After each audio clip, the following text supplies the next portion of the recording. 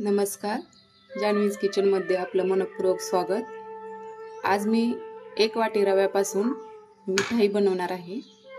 तर सुरुवातीला या ठिकाणी मी 2 चमचे तूप घेतलेले आहे।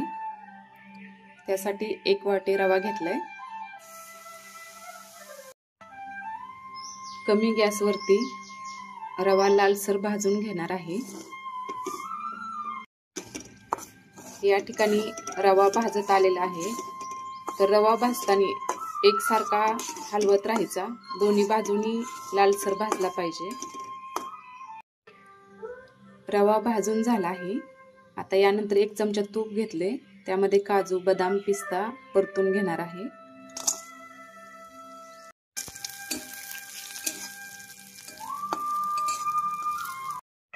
काजू बदाम परतून झालेत, आता पाक बनवणार आहे। तर 1 वाटी साखर घेतली या ठिकाणी, अजून अर्धी वाटी साखर घेतली। 1 वाटी रवा आणि 1.5 वाटी साखर घेतलेली आहे पाक बनवण्यासाठी। यामध्ये थोडंसं पाणी टाकून घ्यायचं, साखर ओलसर होईपर्यंत। हे हलवत राहायचं, याला साखर विरघळेपर्यंत।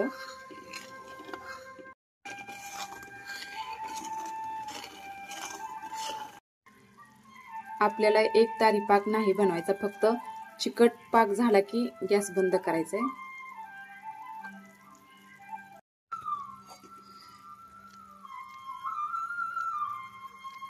पाक चिकट झालेला आहे। आता यामध्ये विलायची पावडर टाकून घ्यायची।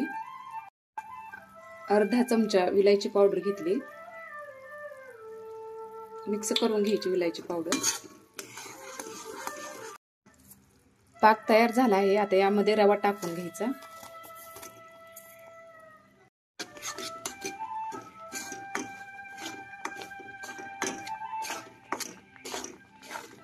गॅस चालूच ठेवायचा आहे। हे पूर्ण सारण घट्ट होऊ द्यायचं आहे। यामध्ये काजू, बदाम, पिस्ता परतलेले यामध्ये टाकून घ्यायचं। घट्ट होऊ द्यायचंय सारण सगळं।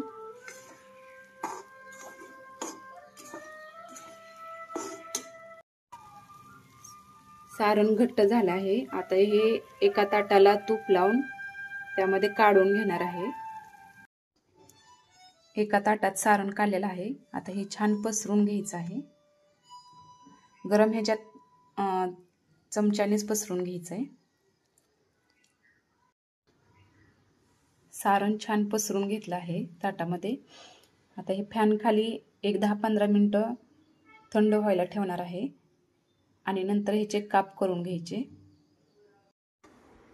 सारण थंड झालेलं आहे, मी या ठिकाणी काप करत आहे ह्याचे।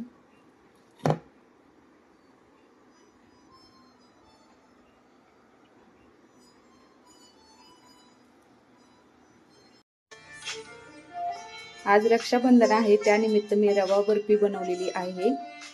तर रेसिपी एकदा नक्की बघा। आवडली तर लाईक, शेअर, कमेंट आणि सबस्क्राईब करा। Thank you.